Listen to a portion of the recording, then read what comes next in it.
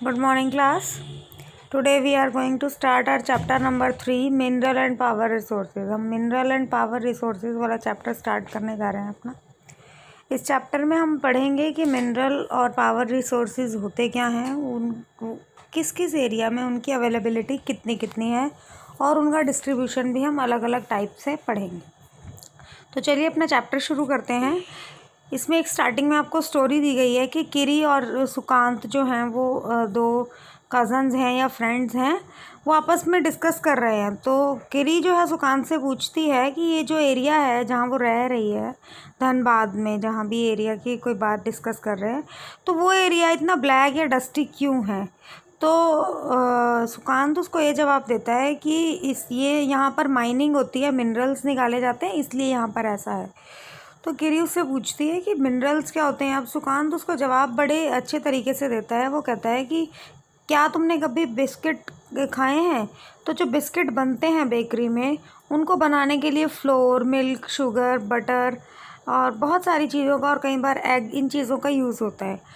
लेकिन जब हम बिस्किट खाते हैं तो हम सिर्फ एक बिस्किट को देख पाते हैं। उसी तरीके से वो कहता है कि हमारी अर्थ जो है, अर्थ सरफेस, वो बहुत सारे मिनरल्स से बनी हुई है और हमारे अर्थ के नीचे भी बहुत सारे मिनरल्स जो हैं वो स्प्रेड है, अलग अलग एरियाज़ में स्कैटर्ड है, मतलब पूरी अर्थ पे, अर्थ क्रस्ट पे।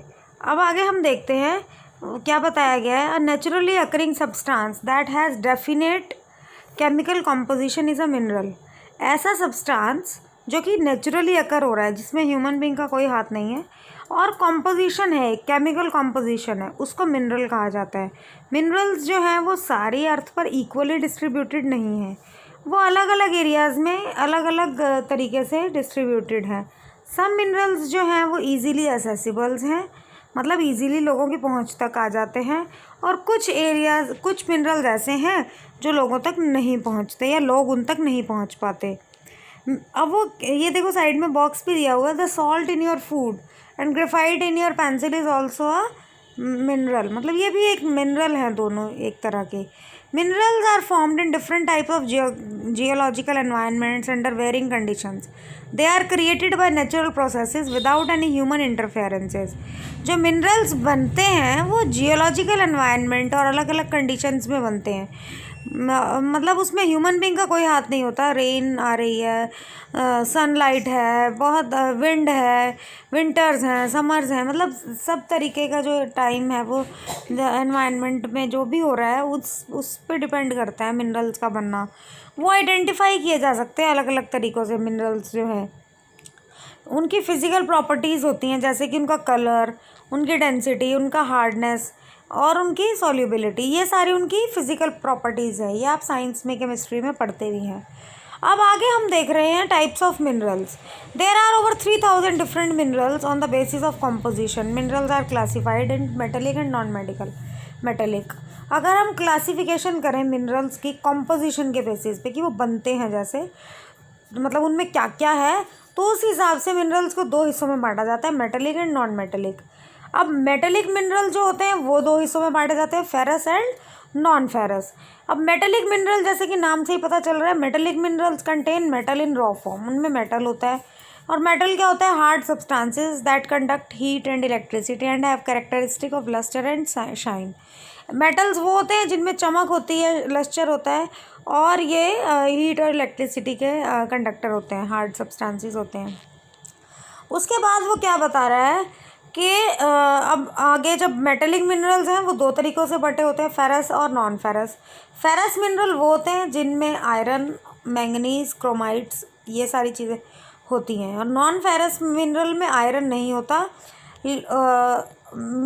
लेकिन उनमें अदर मेटल होते हैं, जैसे कि गोल्ड, सिल्वर, कॉपर, लेड, ये नॉन फेरस में आते हैं। सीधी सी एक बात है, फेरस जिनमें आयरन होता है और नॉन फेरस जिनमें आयरन नहीं होता है। अब आगे आते हैं non metallic. Non metallic minerals do not contain metals. नाम से ही पता चल रहा है, ऐसे मिनरल्स जिनमें मेटल नहीं होते, जैसे कि लाइमस्टोन है, माइका है, जिप्सम है, ये एग्जांपल्स हैं उन मिनरल्स के जो नॉन मेटेलिक होते हैं।